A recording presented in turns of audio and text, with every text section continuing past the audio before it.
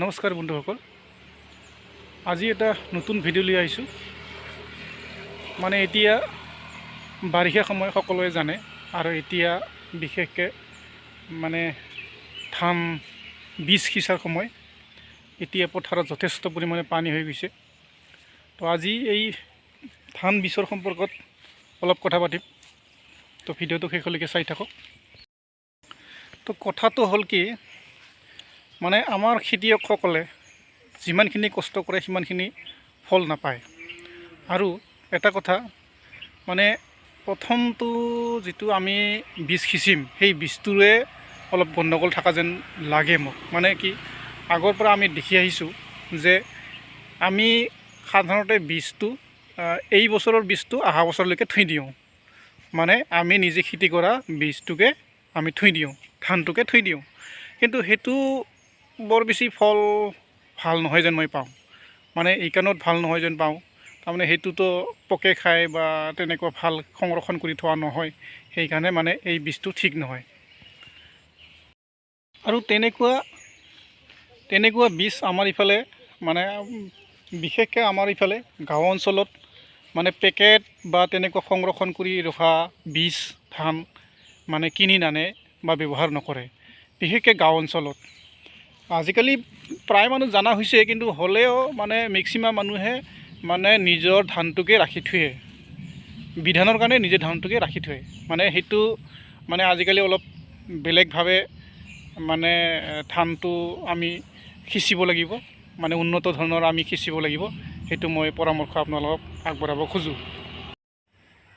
তো এনেকুৱা পেকেট ধান আপোনালোকে বজাৰৰ পৰা আনিব পাৰে, ভাল দোকানী, ভাল চিনাকি দোকানীৰ পৰা আনিব পাৰে। তো মই নকওঁ যে এই সোণাৰী ধানটোৱে ল'ব পাৰে, আপুনি যিকোনো ধান আপুনি বাছি ল'ব পাৰে। আপুনি যিটো আপোনালোকে ভাল পায় সেইটো আপোনালোকে ল'ব পাৰে। মানে পেকেট ধানটো মানে এইটো সংৰক্ষণ কৰি ৰখা হয়, ভালকৈ ৰখা হয়, সেইকাৰণে মানে ইয়াৰ ফচলটো ভাল পায়। মানে বিধানটো ভাল হ'লে মানে ফচলটো ভালেই পায়।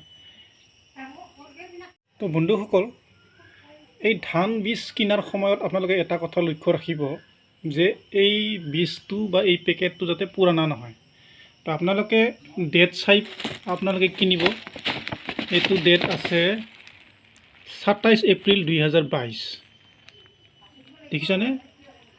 তেনেকুৱা আপোনালোকে যিকোনো পেকেটত আপোনালোকে চাব, সেইটো যাতে পুৰণা নহয়। পুৰণা হ'লে হয়তো নষ্ট হোৱাৰ সম্ভাৱনা থাকে। তো আপোনালোকে পেকেটটো কিনিলে বজাৰৰ পৰা বা আপোনালোকে দোকানৰ পৰা যদি কিনে, তেনেহ'লে আপোনালোকে মানে ডেটটো চাব। আৰু মই সোণাৰী ধানটো লৈ আনিছোঁ, মোটামুটি 6 কেজিৰ ধানত মোৰ লৈছে মোটামুটি 790 টকা আছে। ইয়াৰে কিছু ডিছকাউণ্ট দিছে। আৰু ধানটো হৈছে এনেকুৱা সৰু সৰু।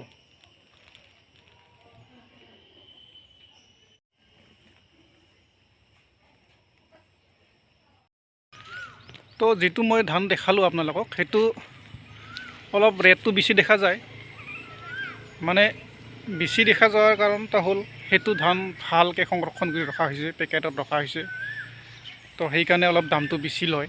আৰু ইয়াত ধানটো আপোনালোকৰ মাৰি নাযাব, মানে যেনেকৈ সিঁচে তেনেকৈয়ে গাজিলি ওলাব, আৰু তেনেকৈ আপোনালোকে ফলটো পাব। কিন্তু আমি যিবিলাক ব্যৱহাৰ কৰোঁ, মানে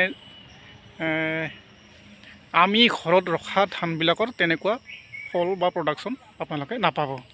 তো সেইকাৰণে এইটো অলপ দামটো বেছি দেখা যায়। আৰু 600 বা 700 টকাত আপোনালোকে জেনেৰেলি ধান কিনিলে আপুনি 1 মোন পাব। আৰু এইটো 6 কেজি ধানৰ 600 বা 700 টকা লৈছে। তো বন্ধুসকল, মানে আগত যি কৰিছিলোঁ, এতিয়া আৰু নতুনকৈ চিন্তা কৰিবলগীয়া হ'ল। মানে আগৰতো আমাৰ আটা বা আমাৰ দেউতাসকলেতো তেনেকুৱা পেকেট বা তেনেকুৱা ব্যৱহাৰ কৰা নাই। তো আগত যি কৰিছিলোঁ আৰু এতিয়া সেইবিলাক বাদ দি আমি অলপ মানে যুৱকসকলে উন্নত ধৰণৰ খেতি কৰাৰ আমি চিন্তা চৰ্চা কৰিব লাগিব। তো মই এটাই শেষত পৰামৰ্শ দিম যে আপোনালোকে মানে আজিকালি ছ'চিয়েল মিডিয়াত বিভিন্নজনে বিভিন্ন পৰামৰ্শ আগবঢ়ায়, সেইবিলাক ফ'ল' কৰক। তো মানে পুৰাণাটো বাদ দি নতুনটো মানে আঁকোৱালি লওক, নতুন ধৰণে উন্নত ধৰণৰ খেতি কৰাৰ চেষ্টা কৰক, তেতিয়াহে মানে সফলতা লাভ কৰিব পাৰিব।